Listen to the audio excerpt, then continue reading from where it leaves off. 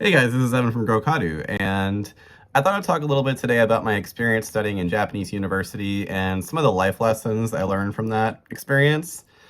I made a lot of mistakes, and there were a lot of things that, I kind of wasn't considering when I entered university here that I thought might be interesting for people to hear.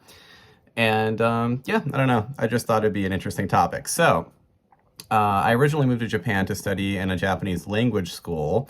I think a lot of people use that as kind of an entryway into Japan, and I would recommend it, especially if you're right out of high school or a year or two out of high school, because it's a really good way to just kind of like take a mini gap year, but really use that time effectively to learn the language in the most efficient way possible. Because basically, I mean, it depends on what school you're in, but from my class, and also it's kind of like, it is, you get it out of it what you put into it, but for my situation, I basically had the opportunity to go into like Japanese boot camp. I was the only English speaker that I knew in the whole school. Everyone else was from other Asian countries, and so it was just me in this class. I knew just a tiny bit of Japanese before that. I mean, I could read some Japanese, but I couldn't speak at all.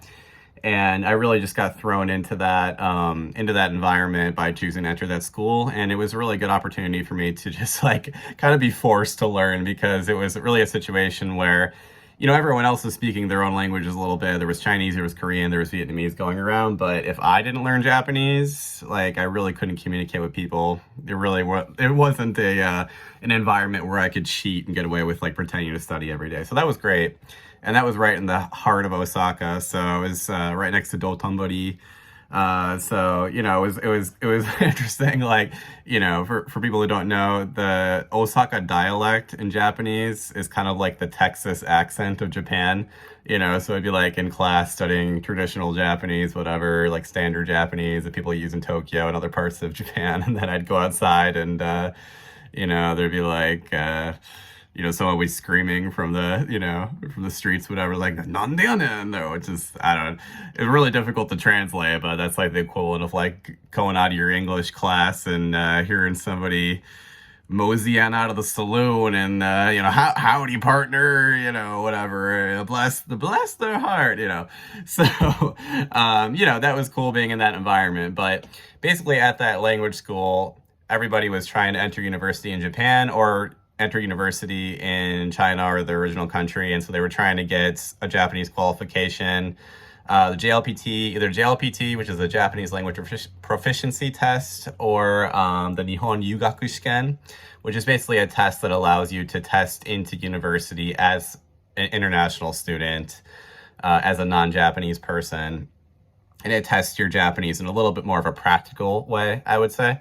And there's also an essay component, which isn't in the JLPT. The JLPT doesn't actually ask you to produce anything, which is kind of an interesting part of that test. But basically, I crammed like crazy for that test. I got into university. I interviewed in Japanese and English, and got into a university in Osaka, actually, and technically in Hyogo. It's very close to Osaka, though. It's about 20 minutes from Osaka and Kobe. And so initially I joined the like international studies, international relations school. In Japan, majors are much more broad than what we thought they would be, in the West. There isn't a lot of specialization that happens in undergrad. You're usually just like in literature or in international or in medicine or what have you, right? Law. So they're very broad, and then basically once you enter the specialization, you choose what kind of class you want to enter. That class becomes, it's your zemi, that's your main kind of group of people that you're going to be meeting with and doing projects with and going on field trips with, discussing things with, for the last 2 years of your time at university. And then before that, you're kind of led into like choosing which kind of class you want to enter. So it's kind of a different system, but in my case, for my first year, basically, my goal was to just take as many classes in Japanese as possible. And so, at my university, as an international student, I did have the option to take some classes in English, but I mostly ignored that. And this is what I'm gonna get into more as the video goes on, but especially when I was younger, like, my early 20s, I had this attitude of just like setting the bar as high as possible and just going for these insane goals and then just diving headfirst into whatever I was doing, and then going for it. So in a way that was great. It really pushed me to just do some really out there interesting things, like moving to Japan without being able to speak Japanese and then going to university here and whatever. But also I set the bar so high that I would really struggle at times, and that's what basically the first time I really bumped up against that was my first year of university. I was taking a full credit load, developmental linguistics, some kind of difficult subject material, some international, psychology, differences in psychology between different countries and stuff. And it was really interesting. But what would basically happen is that at that time, especially, and if you're a language learner, you'll understand this, the ability to listen and understand is very different than the ability to produce content, especially in Japanese. And so what would happen is I'd understand all the answers, and then I'd get into the final exam, and then I wouldn't be able to write the kanji for whatever person I needed to write, or I wouldn't be able to answer the question properly, even though I could explain it if I had the ability to sit down and have a conversation with the teacher, but I just couldn't explain it within 50 words or whatever I needed. So I really struggle with that. And what basically happened because of that situation is that, I started to fall behind. I failed out of a ton of classes in my first year. And then my second year became kind of catch-up time. By the time I got to my second year, I was much better at Japanese. I felt more comfortable. I knew where everything was. I could focus more on just studying and doing what I needed to do. But for my first year, I struggled so much that kind of carried over into my second year. And something that's kind of different about Japanese university, at least compared to American university, is that there isn't really a huge component of participation points or attendance or anything like that. Usually 90% of your grade is just the final test. So it was a lot of pressure. I mean, people talk about that Japanese university is easier than the West. I honestly don't know. I mean, a lot of the classes I took, I think were quite difficult. And for me, in that situation, taking it 90% of my grade is on these final exams that are all in the same week. It was a lot of pressure. And, and honestly, there were times where I was questioning whether I was going to be able to stay in this school or not, because I was struggling so much with it.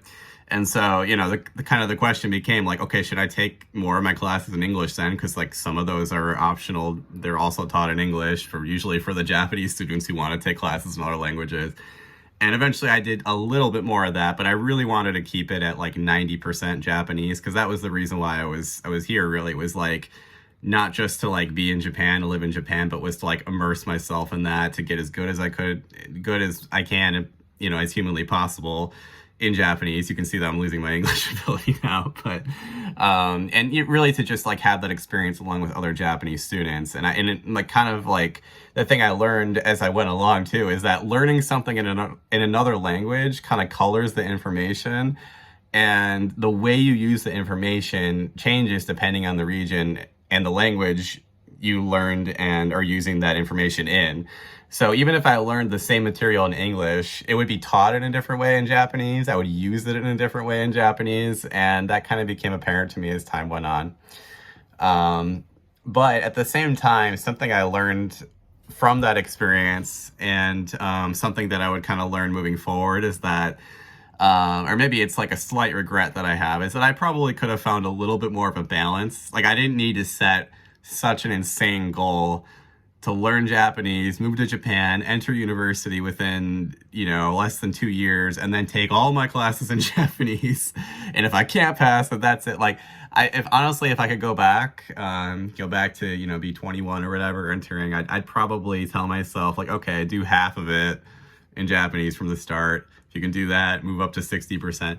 But at the same time, I don't know, because doing that, it pushed me so much that in my second year, I did much better. And by my third year, I was I was in this, the Zemi class, that main seminar class, where I was having 4-hour debates in Japanese, and we would read a 300-page book every week, and we'd come in and have a 4 or 5 hour debate about it. And then we'd go get drinks after class, all together. And that would be 3 or 4 hours. And I'd go home at midnight. And I don't know if I would have been able to handle that if I didn't do that in my first year. So I don't know. I look back on that and I'm kind of I wish I had more fun, but at the same time, not not having that fun maybe shaped me into who I am, or gave me some really unique experiences that not a lot of people are going to get as a non-Japanese person. I mean, it was cool. And looking back on that, I can feel that kind of pride where, it's like that was a cool thing. I have all these pictures with that group, and I did like so many things and went on so many trips, and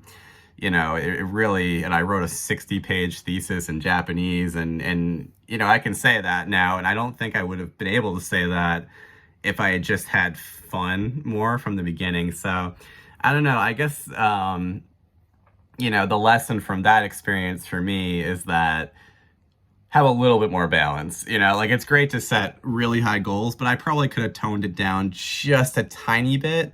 But also it's important sometimes just to really push yourself too. So I'm not sure how I feel about it completely. Anyways, going into like my third year and fourth year, I have a lot more experiences I could talk about, but I can see the video is already at 11 minutes. So I think I'm probably going to call it here, but I'll make another part later. I also want to just make a nice edited version where I throw a bunch of pictures in later too. But like I've said in my other videos, for my first week here, I'm trying to just upload and just throw stuff out there. So yeah, if you guys enjoyed the video, please consider subscribing, do the YouTube thing here. Yeah, I'm planning on making a lot more videos moving forward, talking about my life here in Japan. I've been here for 10 years. So I have a lot to talk about, a lot I'm going to be doing moving forward too. So if that's something that seems interesting to you guys, please consider following the channel. Yeah, I appreciate your time. Okay, have a great day, guys. Thanks.